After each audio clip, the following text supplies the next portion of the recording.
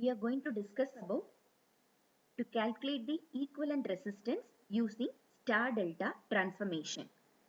So our aim is to calculate the equivalent resistance for the given circuit using star delta transformation. So this is the given circuit in which there is a combination of star and delta connected network is there. So we have to calculate the value of the equivalent resistance across the terminal A and B.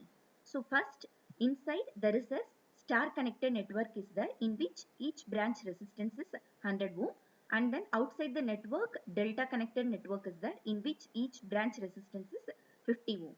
So by calculating star delta conversion, we can able to find out what is the value of the equivalent resistance across the terminal AB, and then we have to calculate what is the value of the current flowing through this ammeter. So now we will discuss how to calculate the value of the equivalent resistance using star delta conversion. Now we will be discussing how to calculate the equivalent resistance of a given circuit using star delta transformation. So here this is the given circuit in which the delta 50 ohms are given, and inside it is a 100 ohms are given in each branch resistances. So you know that by using this star we are going to convert into delta so that the resistances can be connected in parallel. So using the formula we will be getting the value of the resistance for this branch will be 300. Since all the values of the resistances are same, so all these RBC, RCE, CA value also will be 300. So if you will simplify the circuit, all these inner resistance is coming in delta connection with 300 ohm each. So that will be connected in parallel with resistances that is outside delta circuit. So if you will simplify the 350 parallel combination 42.85, again your circuit will be simplified into 42.85 ohm resistance in each branches. Now we have to simplify and we have to calculate what is the equivalent resistance across this. So we will be getting the equivalent resistance as 29.24. Then the total current is 0.341 ampere. So now we will see whether we are getting this reading or not. So this value should be tabulated here, that is the value is 10 volt and then 0.341 ampere, and equivalent resistance should be tabulated here. Now we will discuss how to do the circuit connection for this given circuit and how to conduct the experiment. Here. Now we will see how to give the connections.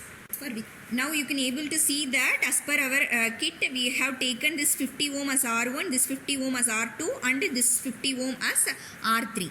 Then this is considered 100 ohm as R6, R9, and then this 100 is connected to R4 ohm. Okay, so now we will be joining all these three probe together to consider particular point, that is node C. Node C we will be considering. Then from there it will be connected to R4 one end, R1 end and R3 one. So that what I am connecting.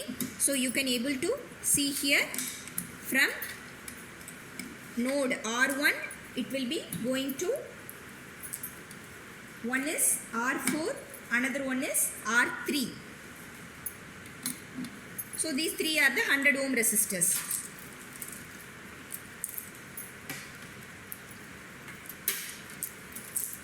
Then we will be starting the connection of the point A, that is end of the R1 should be connected to R6 and R2. R6 and then R2. Next B should be connected to R9 and R3. So end of R2 should be connected to R9 and then R3 another end.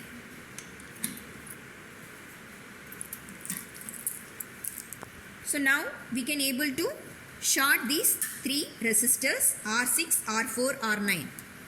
So R4, R9 and then R6. So that's all, very simple connections. Now we can able to observe the equivalent resistance across this R2 resistance. So you have to connect the multimeter across R2.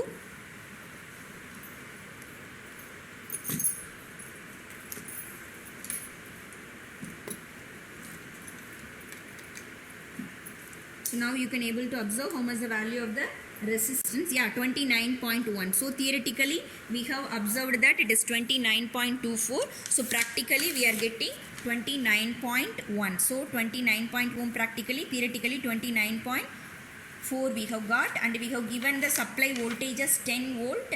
So here also we will be giving. So what is the value of the current? Theoretically we have observed 0.341.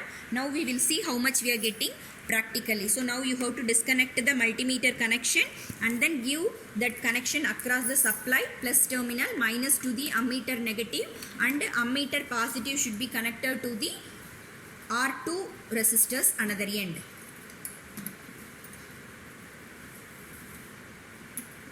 So now I will switch on the supply and we have to give the value of the voltage as 10 volt.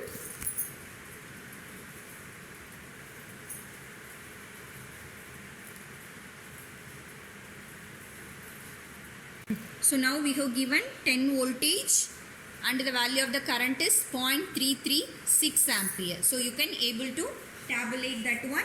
So 10 volt we have given and we are getting 0.33. So theoretically we got 0.34 and practically we are getting. So both are theoretical and practical calculations are verified.